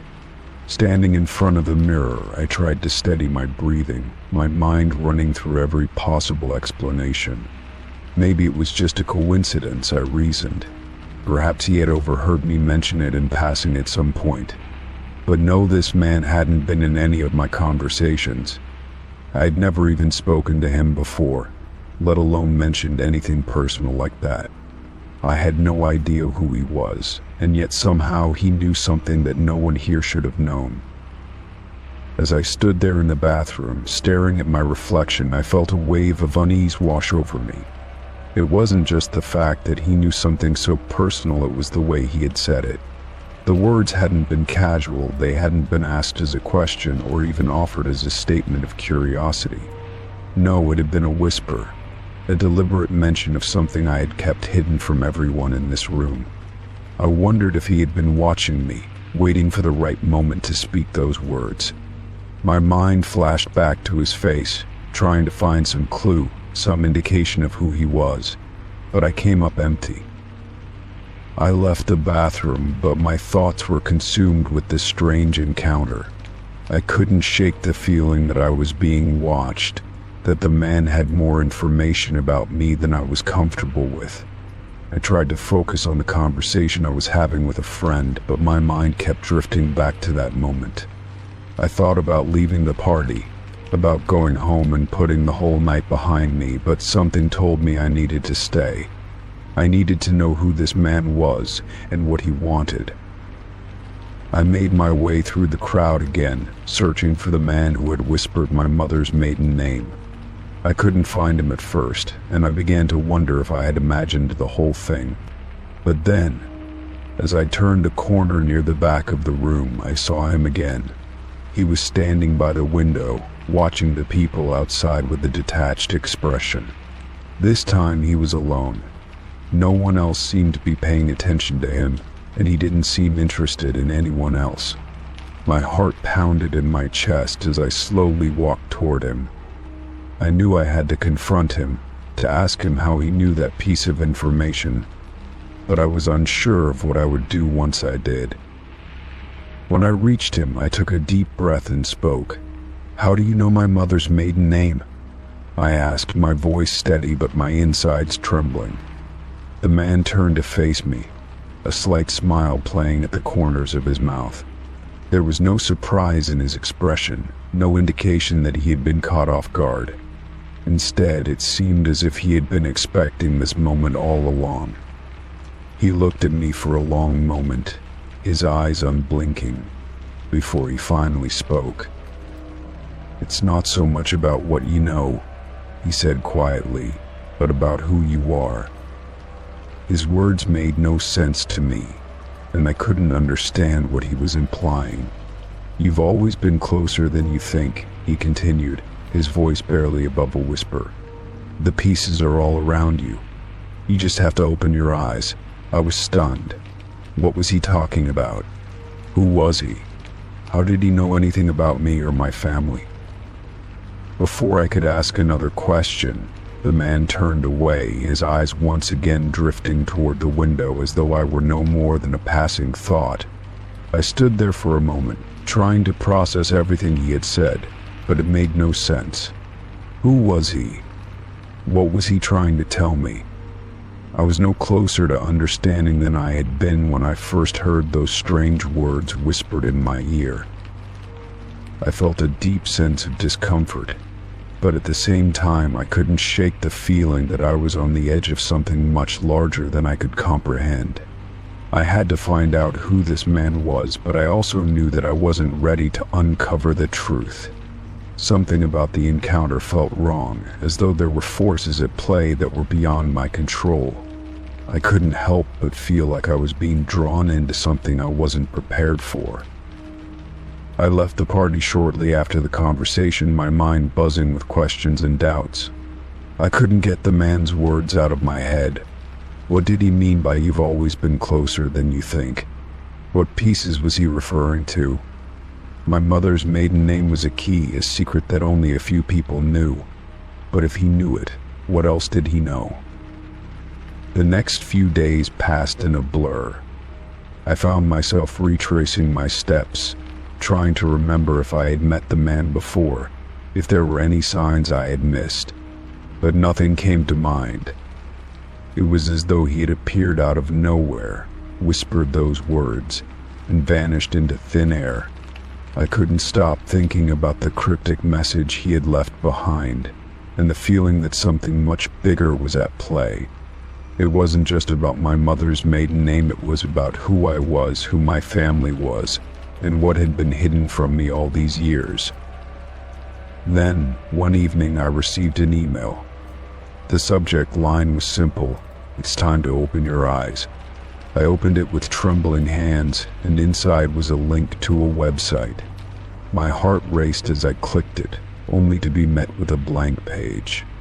But before I could close the window, words began to appear, typing themselves across the screen. Everything you've been told is a lie. Your family's history isn't what you think. Look beyond what you know, and you will find the truth. I closed my eyes, trying to steady my breath. I wasn't sure what this meant, or who was behind it, but one thing was clear. The man at the party had been right. The pieces were all around me, and I was only just beginning to see them. The truth was out there, waiting for me to find it, and I knew that my life was about to change forever. Story 15. It was a quiet afternoon, the kind where the park was calm, and I could finally enjoy a moment of peace. I had taken my usual walk, hoping to clear my head. The air was crisp, with just the right amount of chill to make me feel awake.